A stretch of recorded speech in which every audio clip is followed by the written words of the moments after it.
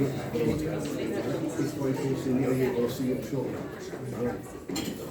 morning, friends, ladies and gentlemen, welcome. We'll start by acknowledging that we are having our event today on the unceded territory of the Anishinaabe Algonquin. And we'll also, secondly, I'd like to say happy October 17th.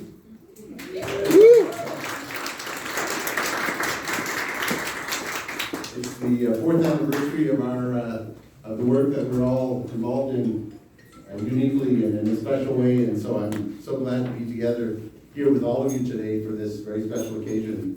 So congratulations on all of the achievements that we've been able to achieve together over the last 4 years.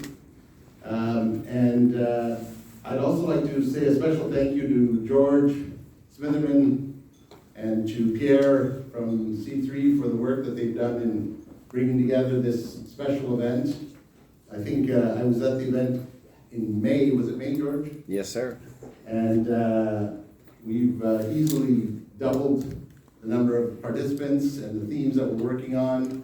I think we've been able to achieve quite a bit more in terms of garnering attention from government officials, from stakeholders, from patient groups, across the spectrum. So thanks to each of you for your contribution to that effort. I won't take up any more of your time, but as I said, special thanks to George for all the work in pulling this together. I wish all of you a very good conference, a lot of success tomorrow in your advocacy, and we'll see you along the way. Thanks to everyone for being here, and have a great couple of days.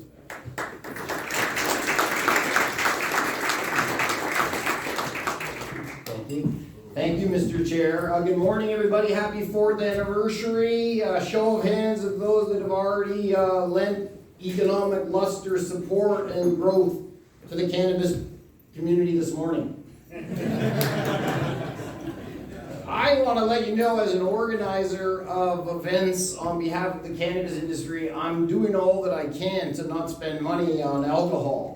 But nevertheless, we had to revert to that a little bit for this evening's social. And I really just do want to send out a message that if you have people around town that you haven't seen in a while, friends and family and the like, please know that our social has room for them tonight. It's going to be very entertaining. And it's, in a certain sense, an amalgam of efforts of what I like to call Grass on the Hill Productions, where various of our affiliate members play a role in helping us to enhance our capabilities. And so we really just want to showcase that and let everybody know that there's room at the inn. We have our work cut out for us here in Ottawa, the truth of the matter is. And the time and energy that we're devoting to efforts here over the next couple of days are efforts made diligently on the behalf of the tens of thousands of people in our industry, many of whom are living the anxiety reality of circumstances where there's very, very, very few operations that could really reflect, after 4 years of legalization, on cash flow positive or profitability.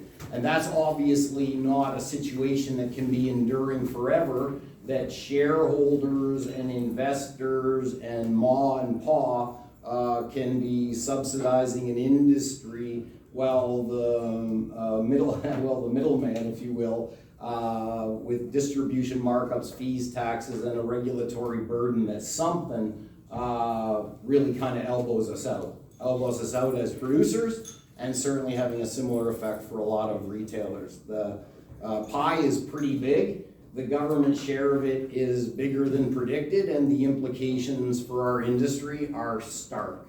And I know that because I feel the anxiety of working in an industry where every week I talk to people that want to be members of an association but can't afford $5,000 annually. Or people that were planning to come today and can't because they're back home fighting for the survival of their business. And I know a lot of us feel that in different ways, and that underscores our efforts. I said to my board and to C3 that the measurement of my impact as a leader of this organization is to enhance our ability to be influential. And coming to Ottawa from where we're regulated and meeting our regulators and parliamentarians is a big bit of the responsibility of any regulated industry. But it's really hard to ask people to come and do that when they're also fighting to keep their eyes above the waterline. So we're here and representing many others that want to be here, and they need us to be successful in bringing forward a case for urgent recognition of our realities and some urgent change. We have to fight hard to not get sucked in to the statutory review energy vaporizer that will, I'm sure, have the potential to produce excellent and positive results for us. They've chosen a good leader. They've accepted a broad mandate, but the timetables of the statutory review are not aligned with the timetable realities of our industry. And we, in all of the meetings that we take tomorrow, need to make, and some today, need to make that case that urgency cannot be lost, in particular within government, where there will be a strong tendency and temptation on the part of many that you meet to shove your file into the statutory review and say, can't wait till 18 months from now, be happy to read the report and see what it offers us. And I think a lot of us know that 18 months or even a year from now on the 5th anniversary are elusive dates in the current economic reality. We all know that the excise tax framework is a massive problem, and we also know that changing that is like changing the Canadian Constitution, because EY told us that in May. Nevertheless, the report that we produce is making its rounds and being read in government, but we need to reinforce that with some decision points that the national government actually has much more within their grips to take. And that's why we seek to focus on the short-term measure of elimination of the 2.3% regulatory tax, which is a tax on a tax on a tax. It's an insult in a circumstance. The money is not really needed where it's being gathered, and the evidence is very, very clear that those bottom line dollars are very hard to come by. The evidence is also clear that about half of all the companies that pay excise taxes to CRA are behind on their payments.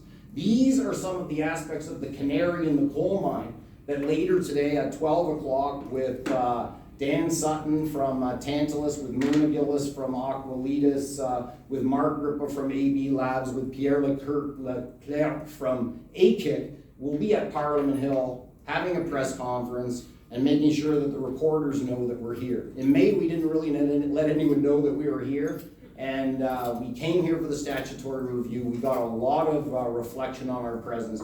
We'll have this press event today, and at the heart of it, we really seek to try and let more people know, and the press know, that we are here. It's the 4th anniversary. We've made a big impact, but it's intensely fragile, and we need the same government and the same parliament that courageously, in a sense, breathed life into our sector to recognize that there is some remedial action badly required. So that's the measure of today. Tomorrow we have delegations.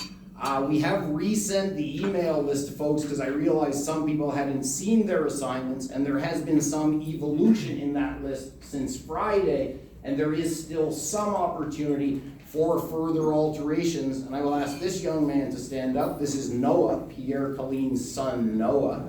And Noah is your delegation captain. So he's stationed in the other room. Like I said, through 4 o'clock today, we will have added delegations that we hadn't been able to confirm. We probably lose 1 or 2 because that's the way it tends to happen. And we do have the opportunity to try and more personalize your participation in delegations if we have in any way missed the mark so far.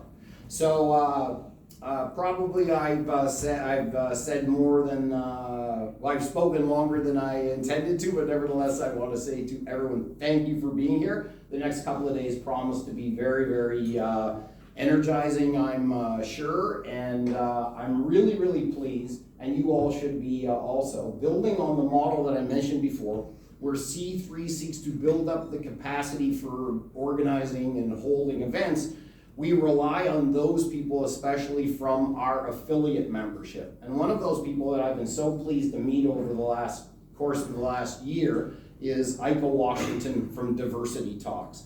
I've seen her before I met her, I saw her, I love what she's all about, and I'm really so pleased to be able to hand the microphone over to her and to introduce her today to you as your facilitator and master of ceremonies for the program. So have a great day, and we really look forward to what we can get done here over the course of the next couple of days to become more influential in official Ottawa. Thanks ever so much. Over to you, Aika.